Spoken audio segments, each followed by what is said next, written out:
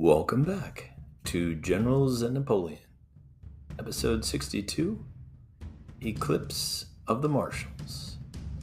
Before we begin, if you've been enjoying the previous episodes of this podcast, there are two ways you can support us. If you'd like to support us non-monetarily, please give us a review on Google, Apple, Amazon, or wherever podcasts are heard. You can also follow us on Twitter, Spotify, Amazon and Apple, or on Facebook or Instagram.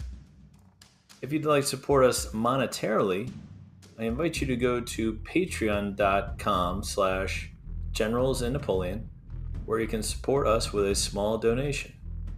We have a $5 a month option or a $10 a month option available, and we truly appreciate all support. Now, on with the show.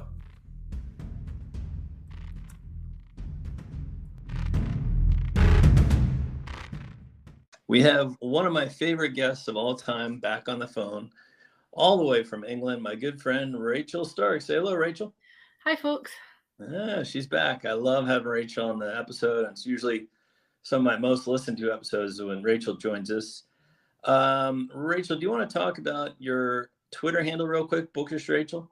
Yeah, it's bookish_Rachael, and Rachael spelled Rachael. Yeah, and on there you can find access to some great links. She has a WordPress that's really interesting about Napoleon's Marshals that you update it pretty regularly, right? I have updated it recently. That's been the first time in a very long time. I am aiming to do it more regularly, though, so fingers crossed. Yeah, no, I know how busy it gets. But yeah, if you're interested in the Marshals, as I am and Rachael is, it's a great site for learning more about them, their wives, their families, and their careers. I thought today, though, we'd talk about, instead of just doing our usual, pick a Marshal and talk about them, we're going to talk about the demise or the after years of the Marshals and just kind of how they met, with their final moments and how they were in retirement. Now, I sent a note to Rachael before this episode, and I thought it was really interesting, and you can put your 2 cents in. All of these guys after 815 were pretty much set up for life, whether it was through endowments from Napoleon or through looting or what have you, but they all kept working. Does that kind of speak to their work ethic? I think so. I think it kind of showcases that they were men of action. They were used to being in the thick of things. There were a few who died reasonably quickly. Obviously, we'll cover the ones who died before Napoleon's second abdication later in the show. But there were a few, the likes of Massena died in 1817, Perignon in 1818. There were a few who died reasonably quickly after the last abdication, so that they weren't as able to be involved in public life as some of the others. But it's really astounding how many of them lived to such a remarkable age for us now, never mind, Right. 300 years ago. And these weren't guys who were guilty of leading from behind. Almost all of them sustained battle wounds at various points in their careers. To see so many of them living into their 70s and 80s, it's extraordinary. Oh, it's remarkable. Yeah. And yeah, you did point out that two of the most prolific looters, Augereau and Massena, died relatively early. They didn't really have time to enjoy their retirement. Mm-hmm. But yeah, some of the other ones like Soult and Marmont and Moncey, Lefebvre. Well, Lefebvre died somewhat earlier, but to spend 40 years in the saddle or near cannons and being shot at, to live that long is truly incredible. Mm-hmm. Yeah.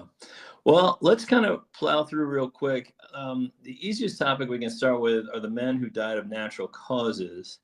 And I'll just read off the list and you can let me know if any of these jump out to you. Oudinot, obviously, he was incredible because he had so many wounds, but he died of natural causes. Massena, Augereau, Kellerman, Lefebvre, Suchet, Soult, Saint-Cyr, Jourdan, Moncey, MacDonald, Victor, Marmont, Bernadotte, and Grouchy. Do any of those really stand out to you, the natural causes, guys? Well, a couple of them just for sheer longevity. I mean, Oudinot was 80 when he died. This is a man who picked up over 30 wounds in the course of his career. Right. I mean, who by any sort of natural laws of, logic should never have made it past 1815. Right. To live, to 1840, and he lived a very honourable post-Waterloo career. He took the stance that he wouldn't serve Napoleon, but he wouldn't serve the Bourbons either, and he sort of maintained a determined neutrality. Mhm. He became involved in the court. Louis XVIII was godfather to one of his children. He had a very happy second marriage, and he was one of the seven marshals who was still alive when Napoleon's remains came back to Paris. Mhm. And yeah, he lived to be 80, and Monty lived even longer. He lived the longest life of all the marshals. He was 87 when he died. Yeah, and I think actually the one who lived longest in terms of year died, Marmont. He probably had the saddest, like post 1815 Mm-hmm. retirement. A lot of it was his own doing, but even he, who had like no friends, he couldn't go back to his country. He lived to an old age. Yeah, he was 77 when he died. He was the last marshal chronologically to die. He Mhm. died in 1852, Yeah. and he was living in Italy at the time. And allegedly, according to legend, children would point at him in the streets and say, "There goes the man that betrayed Napoleon." Yeah. Um, Yeah. he had a bit of a sort of drifting existence, after Waterloo, because he had turned from Napoleon. Personally, I can see the logic in doing so. France was exhausted, and I do think there's a point where blind loyalty becomes a vice rather than a virtue. Mm. But the Bourbons weren't grateful for it. You can probably tell I'm not a fan of the Bourbons at all. But later they would say to Marmont, "Well, will you betray us the way you betrayed him?" And he found himself essentially friendless, drifting through Europe. Although he did serve as tutor to Napoleon's son, which must have been a tremendously interesting experience for him, and you wonder what memories might have come back. Right. But I he wish I could died be, friendless. yeah, a fly on the wall for his conversations with Napoleon's son. Uh, Hmm. but yeah, yeah, you're right. He died friendless, and it's just I don't know, just a weird existence after 1815. And I believe he went broke doing some experimental farming, and he got divorced. It sounds like he had an awful time.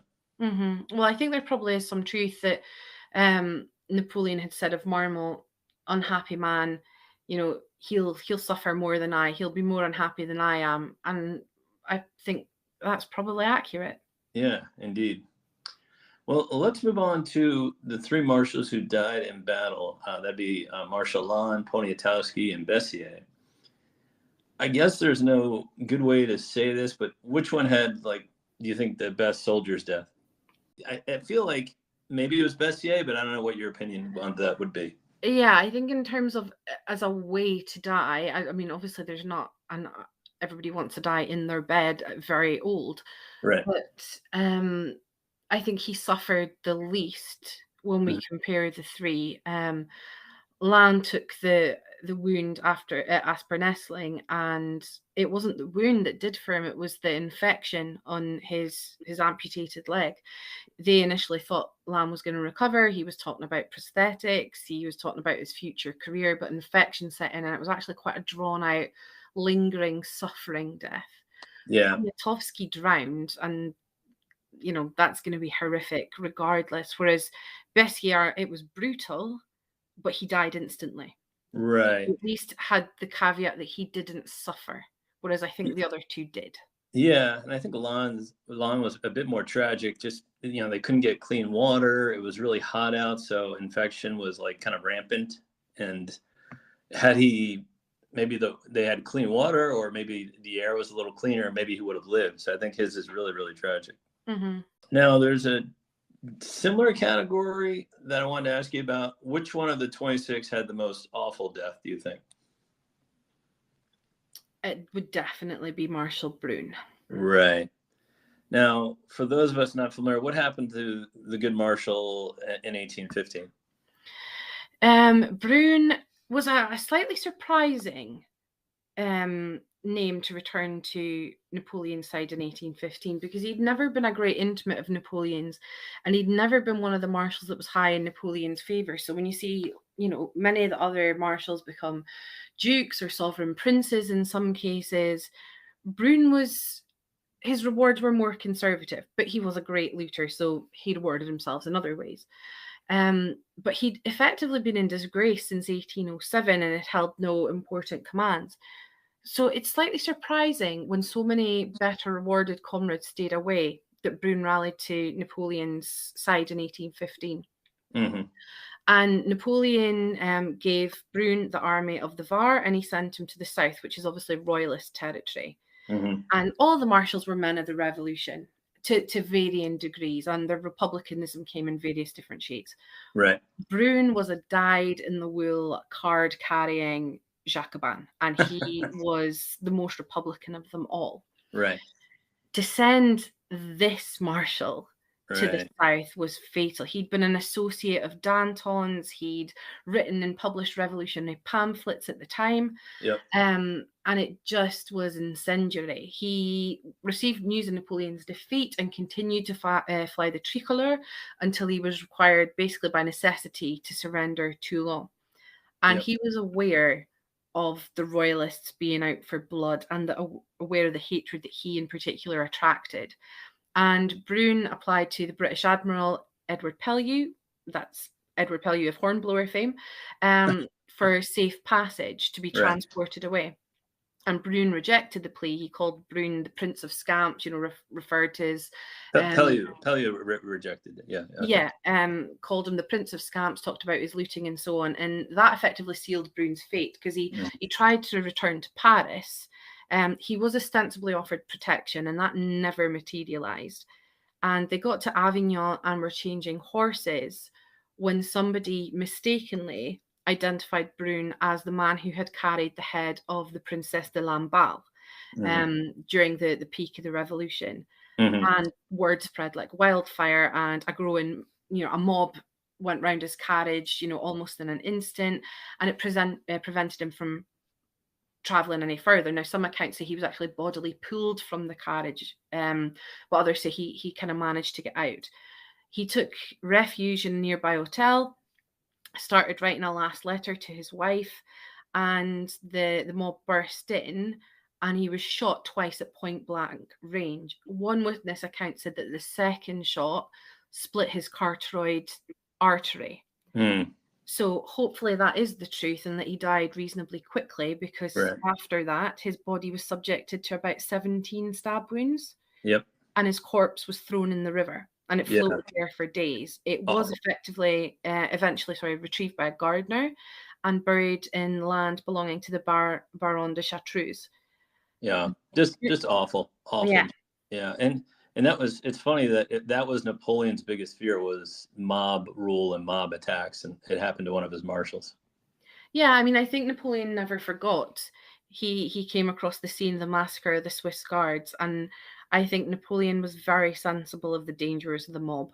Well, let's talk about his noble wife, who did a lot to redeem her husband's body and name after his death. Angelique, correct? Angelique Pierre, yeah. The marshal's death was, inexplicably noted as suicide. And the Bourbon regime were happy that should be noted as the cause. And if it hadn't been for the efforts of his widow, it would still officially be recorded as suicide today. She spent 2 years searching for her husband's body before eventually discovering it, and she had him brought back to Paris. Now, of course, in a Catholic nation, if you're deemed a suicide, you can't be buried in consecrated ground. It took another 4 years of her ceaseless lobbying, writing to the king and, everybody downwards, before a court eventually ruled that Marshal Brune had not committed suicide and he had been murdered. So 6 years after he died, he was finally buried in the cemetery of Saint-Just-Sauvage. And it's really tragic that there was a statue eventually erected to him, and Madame Brune didn't live to see it. Oh, my. Well, yeah, that's a case of the Bourbons trying to sully someone's name, in this case, Brune's. And good for Angelique that she didn't let them do that. I'd like to talk about the marshals that on their own did the most to destroy their names before their death. And I have 5 for you to choose from. And as you know, I'm a huge Marshal Ney fan. So my choices are Victor, Marmont, Kellerman, Perignon, or Sourier. All voted for the death of Ney, which just makes me sick, because they all know how great of a soldier he was. And they only did it because they were worried about getting thrown in jail, as Montcy did, or losing their titles, which I think is just, and they're not cowards, any of them. So you wonder why they did it. But which one of those 5 do you think is the most despicable before their death? For For me, it's Victor, but there's Mhm. two that run a close second because Victor becomes a sort of arch royalist zealot. And I don't blame him for, going over to the Bourbons. Plenty of the other marshals did. Sure. Plenty of them hold office under the Bourbons. Mortier does, Oudinot does, Soult. I A can lot of them. understand that they felt they made a vow and they needed to adhere to that. That I don't disagree with. But Victor, who was very much a man of the revolution, who would be what we'd call today working class, who was only elevated thanks to the revolution, who had been rewarded and ennobled by Napoleon, becomes this sort of persecutor of Bonapartists. And just the sheer zealotry with which he went about that, for me, leaves a bit of a nasty taste in the mouth. Yeah, because he could have gone another way, like MacDonald did when he was charged with getting rid of the Imperial Army and arresting their officers. He would tell the officers to disappear or avoid capture, or he did it in a classy way. Victor Mm-hmm. did not at all. No. Kellerman astonishes me as well that he voted for Ney's death because his own son went to Napoleon at Waterloo. Kellerman the younger, General Kellerman. Right. So how would he have voted if his son had been in front of him? I would like to think that wouldn't have been the outcome. Yeah. The only defense is that I could think of is maybe he was old and senile and didn't know. I can't. He was a brave man, Kellerman, He Marshal was Kellerman. a he Yeah. was a brave man, and there's nothing to suggest he didn't know what he was doing. It just seems extraordinary when your own son has rallied to Napoleon's cause Mm-hmm. to vote twice over for Ney's death. And then the third one is Marmont, and Marmont was a friend of Ney's. He'd stayed with Ney and his wife, Madame Ney, in their home. He'd been their guest. Mm-hmm. When Madame Ney visits the Marshal for the last time in the prison, she actually makes reference to, Marmont is their friend. He is he's potentially got the ear of the king. He would help them. And she's making these plans, not knowing that Marmont's already voted for twice for her husband's death. Right. And that, I think, is a stain on Marmont's character far more than surrendering Paris. Yeah, and they fought together up to the very end in 1814, Ney and Marmont. So, yeah, I have a real problem with that. It's funny to me that Marmont, he's like the opposite of Bernadotte. Like Bernadotte knows when to play his cards, when to be an opportunist, and Marmont does not at all. It's just fascinating to me. Okay, so I got another one for you, and this is kind of a toss-up. Which of the marshals had the most avoidable death? Like if they would have just used their brains, that they could have avoided death. Murat, I think realistically, if he had been sensible, had he been able to resign himself to a life of, not obscurity, but comparably less grandeur, less influence, and had taken the offer of, exile in Austria, like Caroline did, where she was living under the alias of the Countess of Lipona, he could have spent the rest of his life with his wife and his children. It was his own fault, and that doesn't mean it was a pleasant way to go. And I genuinely do feel for his children who would go on to lose their father in that way. Yeah. Been a bit less grasping and been able to resign himself to not being a king, he could have lived, potentially as long as any of them. Yeah, and I think he overinflated how much the Italians loved him because he saw Napoleon land by a ship with a small, assortment of troops and triumphantly walk to Paris. So I guess he thought he could do the same thing in Italy, but clearly he could not. No, Murat was a very grand character. He was very dramatic. There's nobody at all is ever going to question his bravery. He was undeniably one of the bravest men around at that time. But he didn't have the intuition that Napoleon did. He didn't have the personal charisma, and he didn't have the understanding of the situation. He, thought he could become King Joachim again. And, to use the popular culture, he tried to play the Game of Thrones and didn't win.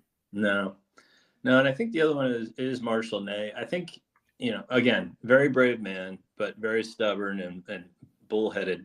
He probably didn't think that any government of France would kill one of their greatest soldiers. So I think his, Suchet and the rest gave him money and passports to escape, and he just chose not to very stubbornly. And I think he could have very easily, like Marshal Soult, just lived abroad for a few years and then come back, Yeah, I think for me, Ney strikes more of political naivety rather than stupidity. Hmm. He was, yeah, he was offered multiple chances to escape. Fouché gave him a false passport.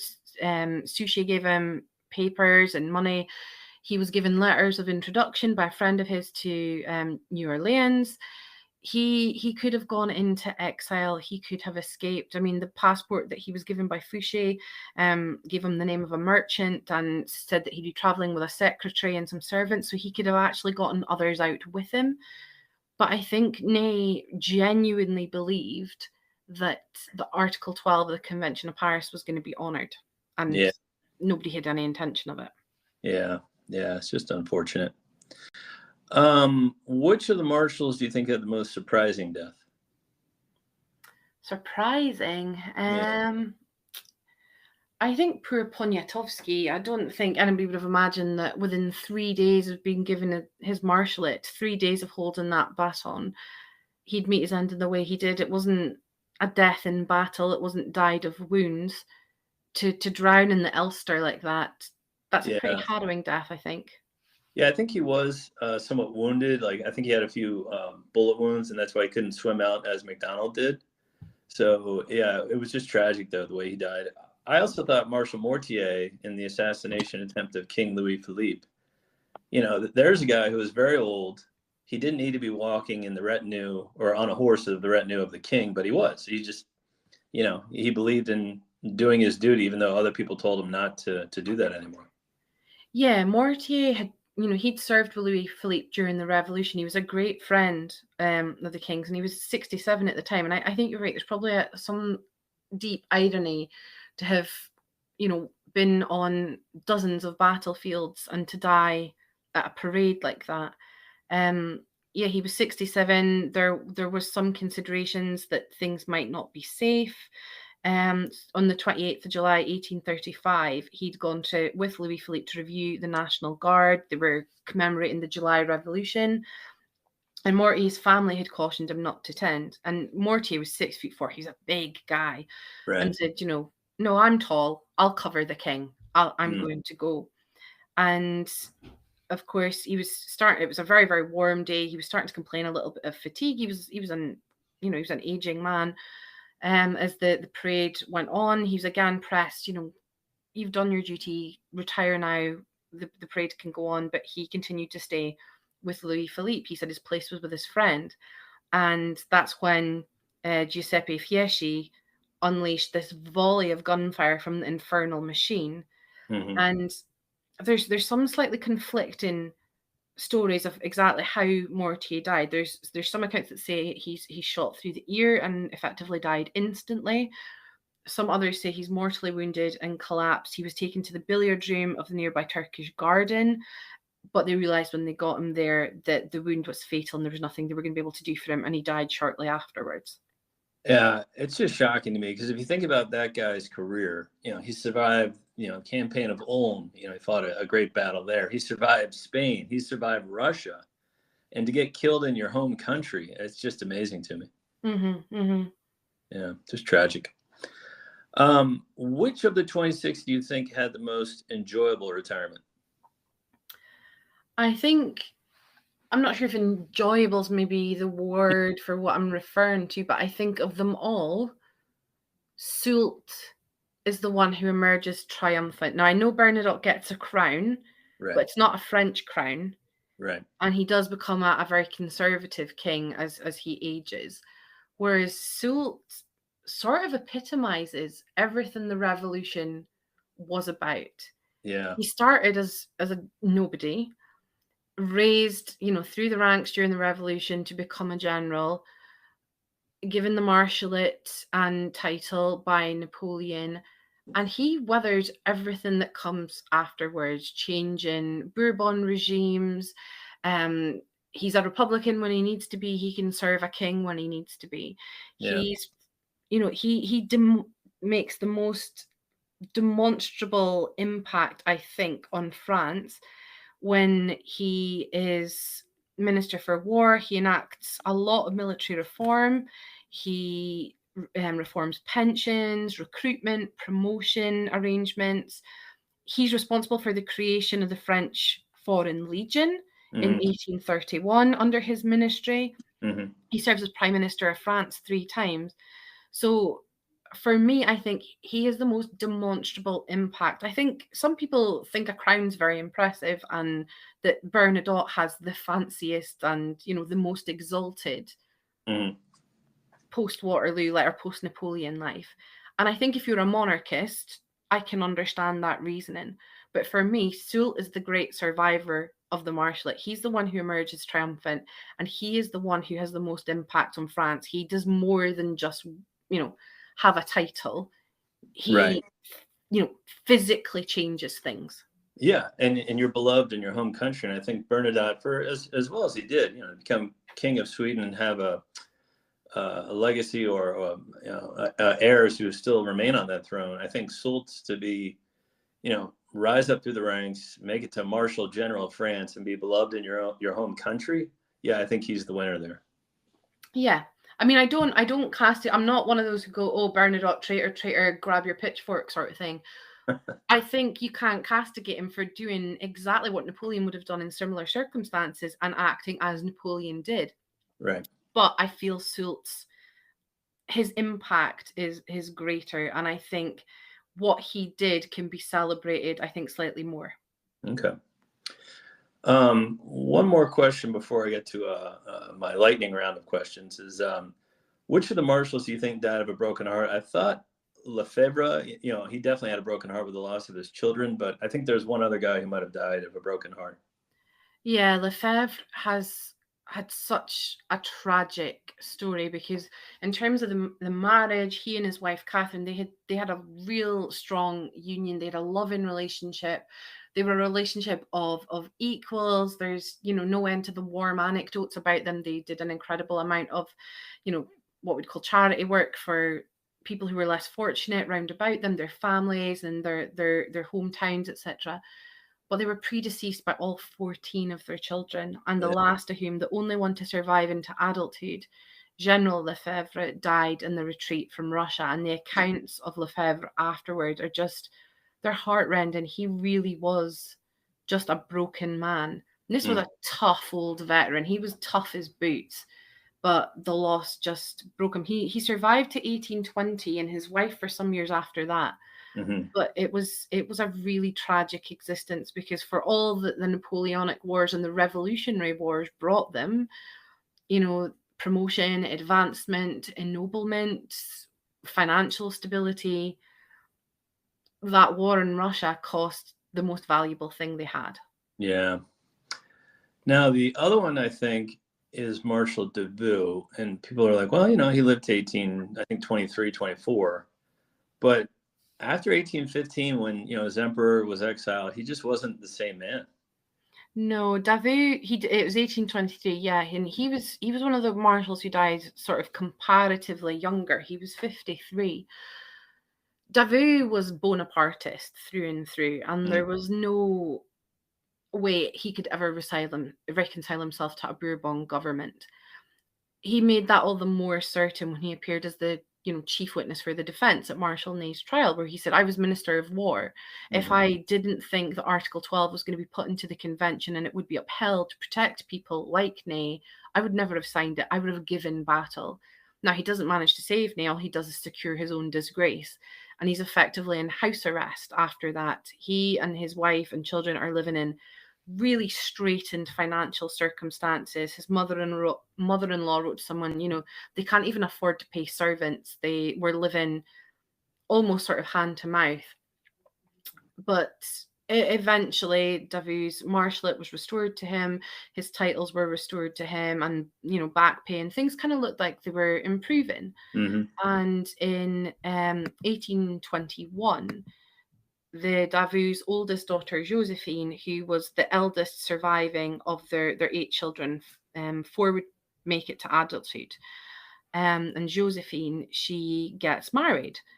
She's only just turning, 16, but it's an occasion for a great celebration, and it was attended at the Davout's estate, attended by so many Napoleonic officers that it was actually subject to conspiracy rumors. Huh. But this is the sort of light of Davout's post Waterloo career, and he was very, very fond of his eldest daughter.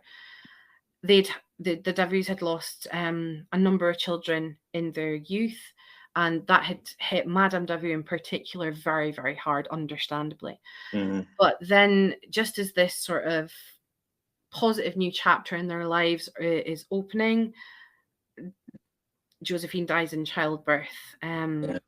Just well, about 9 months, 10 months after her wedding, and that's the loss that just breaks Davu. It's the impact on his health, on his sort of attitude, his mental state is notable. He's genuinely devastated.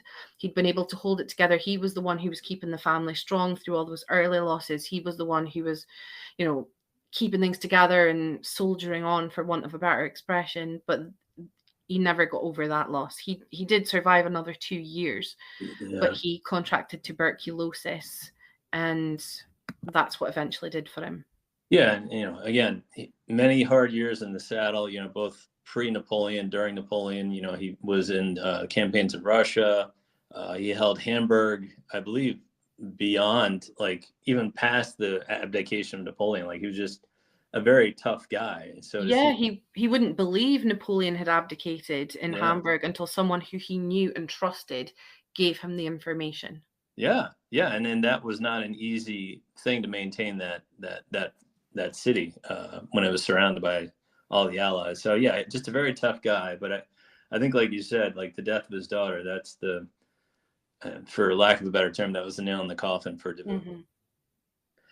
Okay, so this next part is just kind of a rapid fire lightning round. These are all just dumb questions that flow through my head, and you answer them as you will. Okay? Okay. All right, here we go. Which of the Marshals would you like to get? You have to pick one. You can only pick one. Would you like to get drinks and beers with and party with? Who do you think would be the funnest to do that with? Lefebvre. Okay.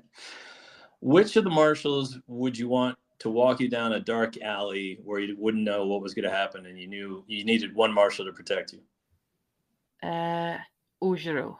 All right. If you were stuck in an elevator for hours and hours, and you had to talk to just one Marshal in that elevator? Oudinot. All right. If you had to go shopping with one Marshal? We'll go with Murat. He's got good taste in clothes. I knew you were going to say Murat. Yeah. He has a good eye for fashion. Who do you think of all the Marshals would you want to be left in their will? Who do you think the richest was? Massena. He was minted. Which one do you think was the smartest? Suchet. Yeah, I was between Suchet or Saint-Cyr. They both seem like smart guys. Yeah. Most loyal to Napoleon, I'm leaning towards Bessier, but who do you think? Davy. There was nobody was getting between Davy and Napoleon. All right. Worst decision maker? Murat. All right. And last one, if you had to pick one of them to be your godfather to raise your kids? Mortier. Okay. You handled that pretty well, my friend. And again, audience, you did not know those questions were coming. Those were so thank you for that, Rachel. Well, thank you again for coming on the show, my friend. Again, if you want to follow Rachel on Twitter, it's bookish_Rachel, and they can access your WordPress on there, right? Yeah, they sure can. Okay, great. Well, as always, thank you, my friend. And yeah, this was a lot of fun. Let's talk soon. Thank you very much for having me.